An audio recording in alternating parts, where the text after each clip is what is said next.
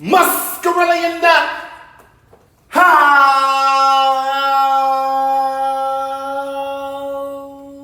Virtual art camp. Do not attempt to adjust your computer screens, because we are in there. Hey, folks, my name is Steve Prince, and I'm the Director of Engagement at the Muscarelle Museum at William and Mary.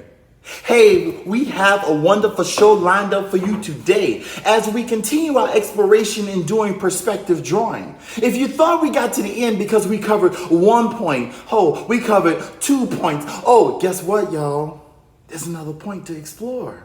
We're going to go into 3-point perspective.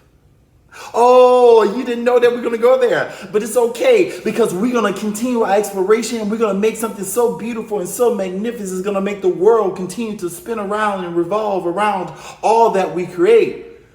It don't work quite like that, but it sounds good. It sounds good. So let's get some materials out. Y'all got to get ready, all right? These are materials that you're going to need. We're going to need a pencil, a number 2, a softer. You're going to need paper of any size, and you're going to need an eraser, something to erase away some of those extra lines that are around in there. It's not about fixing mistakes, because mistakes are part of life. We just got to keep on moving, keep on creating, and keep on making. That's all part of this journey. Okay, folks? So with that being said, let me get some paper into place and get ready to get into this workshop. And we're going to go back over some of our concepts. You thought I was going to ask you that question. See, you thought you got away, but I'm going to ask you that question. And that question is, what is that imaginary line that exists out in space when we look straight out and is parallel to our field of vision? Who knows the answer? Oh, look at you. You've been paying attention. I love it. I love when you pay attention and you're just right on point. You are wonderful. I want you to know that. And you're brilliant. I just love the fact that you understand something about that thing called the horizon line. And the horizon line, either when you're sitting down or when you're standing, you're looking straight out that's parallel to the ground. That is called your horizon line, folks. It is the imaginary line that's out there, but it will help you to get all these different information in terms of capturing this wonderful illusion of depth of space. Okay, let's move into it. So remember, for my demonstration, I'm going to utilize a marker so I get good, strong contrast so that you're able to see everything that I'm doing and you're able to follow along at home. All right? So some of the key things and rules that we want to remember about locking that wrist, that's important, and about the full arm movement, that's another important element or aspect in terms of drawing. And these little techniques that you're going to use is about the acquired knowledge and how you get stronger and stronger over time. You got to practice good habits with your repetition. All right? So with that being said, I'm going to help you with this whole process of creating a 3rd point, but we're going to go back through overdoing that box that I had you do in the last class. So let's pull this across about midway, find a midway, and keeping your hand nice and steady, Look at that, look at that, look at that. You see that? You feel it? Pull that right on across the page. Yeah, lock that wrist and use a full arm action. That's pretty decent. A little waver in there, but I'm not worried about it being perfect because it's about a process, and that's what art is. It's about one step leads to another. All right? So what I'm going to do in order to create these 2 boxes, we're going to first start off by creating a vertical line right here.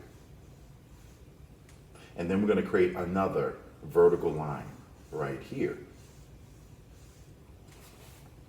And then we're going to find 2 points on our paper on 2 different sides to get our 2-point perspective. So we're going to put one over here and one over here. Now I'm going to let you know something about this perspective. Now, when you're doing perspective, all the points don't necessarily have to land on the page. Some of those points can actually exist way outside, depending on the angle in which you're drawing. But as long as they stay on that line, that's what's key. All right?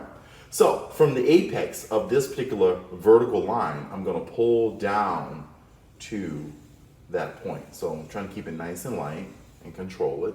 And then the apex and pull down to the opposite side. You see that? All right. And then we're going to go from the bottom of that vertical line and we're going to pull again to that side, to the left side. and we'll pull to the right.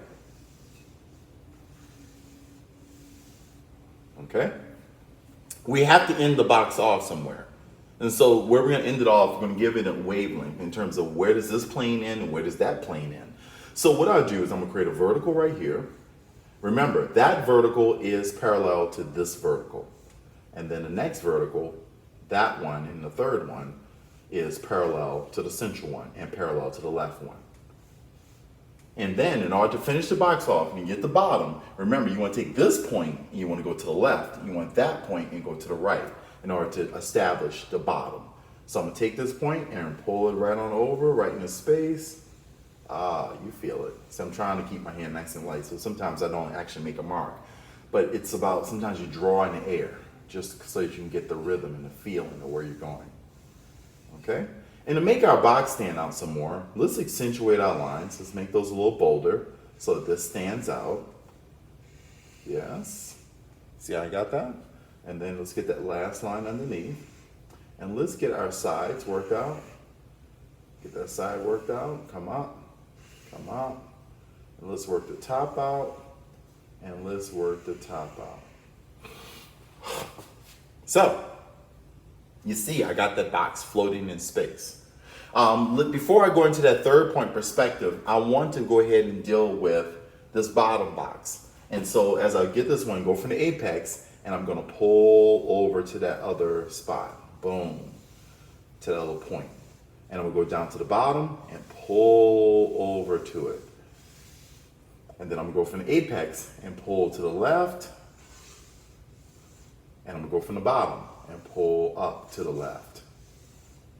And then I'm going to finish off the sides and finish off the side. And then I'm going to go from this point and go back to the left. And I'm going to finish off this point right here from that corner. And I'm going to go all the way to our point to the right. And there you have it. You have a second box down below. Let's accentuate, accentuate, accentuate, accentuate, all the way around. Remember, accentuate means to make darker, to make stand out. All right. So now we have our 2 points worked out there. Now, this next thing I want you to do to begin to establish our third point. Our third point has to do with this concept of ascending and descending planes. Ascending means to go up. Descend means to come down. It's like an airplane. When you're in an airplane, if you ever flown before, when a plane is going down the runway and it goes off, it's ascending into space. And then when it comes back, when it's landing, and it's coming down to go to the runway, it's descending from space and landing onto the runway. Those are our key concepts. And so we want to think about that in relationship to these boxes, and I'm going to explain it to you in a minute to make sense of it. So let's create a vertical plane right over here. Just make a vertical line right on the side where that point is, and we'll make another vertical line right on here onto the paper on the right side. So if we want to create flaps onto this box, because it's just a box with an open top going in there, and oh, I forgot one more thing. Let's put a little line right there. And so now you have a sense of the open box. So I can run along here and jump inside the box. But I need a cover for this box. And so we're going to create a cover for it. All right, we're going to create a big flap that can flip and come right on top of it. And so in order to do that, we're going to figure out that we need a plane, some kind of flap. And let's have that flap kind of go down on this side like that.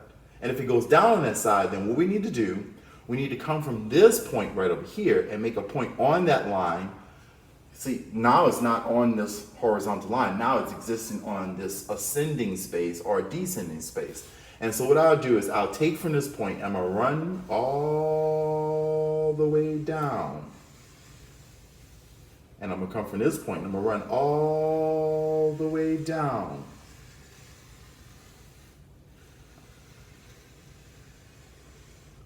And then to finish the rest of the flap off of the box, I'm going to pull it all the way down just like that. I need to then finish the top, and I'm going to pull this way. And so now if I were to darken this off,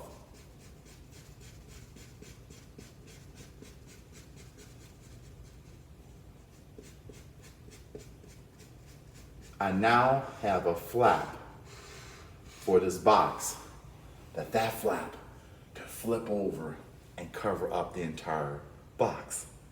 You see how that works? So I have it come from here all from this point and shoot down into space. It's incredible, isn't it? All right, so if this box up here that's floating up into space and I got a flap back behind it that wants to come from here and flip over on top of it, then I'm gonna go from over here, from this point right here, and I'm gonna pull up nice and lightly, pull up, and I'm gonna pull over here, and if this were to come up over here on the back side, it would be lightly right here, and then this one here, pull that down, and pull this one down, then that would be the intersecting plane, so the next point is gonna come up out of that like that. And then, in order to finish off the top, then I need to come from this point right here, and I need to run down, come up like that. And now I got a top fitting onto my box, and I can run those lines just like that. And then that flap on the top would come down and flip on top of our form. See how cool that is? Okay, it's amazing. It's amazing what you can do when you have the flaps. And so one is going down. And so what if I want that flap to go up on that side? Then I'm gonna come from down below and I'm gonna pull it up nice and light. I'm gonna pull it up nice and light. And then I gotta go back the opposite way. So I'm gonna come over here and I'm gonna pull back that way. And now I have a flap worked out on here, and I'm gonna do the same thing. I'm gonna darken it off so that we can see this flap. And now I have two flaps that can come on top of it. But you see where I pulled it from down below. Anytime you got something going up, you wanna go down from below. Anytime you got something going down, then you wanna come from top and go down with it. And that's how you add those flaps on. So now you have in here the magical number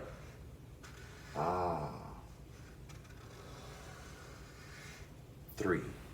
You have a beautiful 3-point perspective worked out inside of our process. You see how fun this is, folks? So I want you to practice this. I want you to try it. This one's a little bit more difficult than the ones that we've been doing, the 1-point and the 2-point perspective. But the beautiful thing about it is you can stop this video and you can bring it back and you can watch it again. And you can keep learning from this and you'll keep growing. This one's a little bit tougher to do, but I believe that you better pick it up. Because if you did the 1-point perspective, if you did the 2-point perspective, I believe you can do the 3rd. All right, folks? So remember, art is all around you.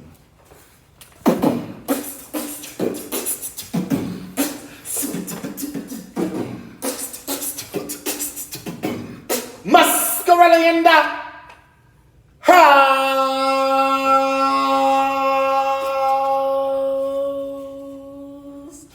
Virtual Art Camp.